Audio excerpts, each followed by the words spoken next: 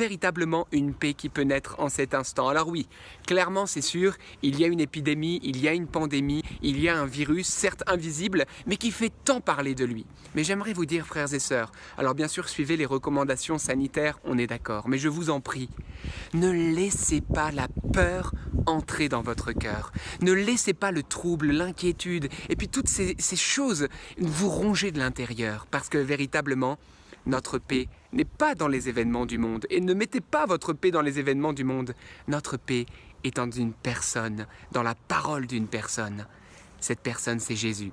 Frères et sœurs, Jésus, c'est pas un mirage, c'est pas non plus un nuage, c'est une vraie oasis, c'est quelqu'un, c'est une personne vivante, c'est notre origine, c'est notre créateur. Et vous savez, il nous a parlé, le Seigneur, sa parole ne change pas.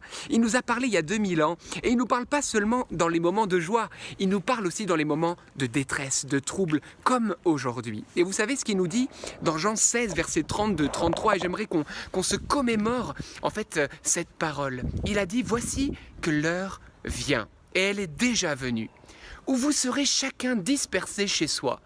Clairement, oui, elle est vraiment déjà venue, cette heure, c'est ce que nous vivons, les frontières sont fermées. Mais regardez ce que dit Jésus.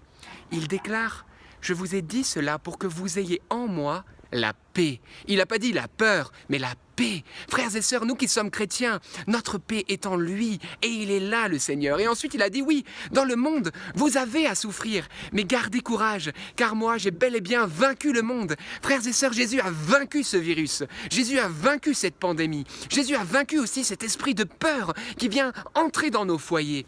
Il est plus grand que tout cela, mais qu'est-ce qu'il attend? Il attend que nous venions à lui. Alors, comment on fait? Eh bien, tout simplement, par la prière, frères et sœurs.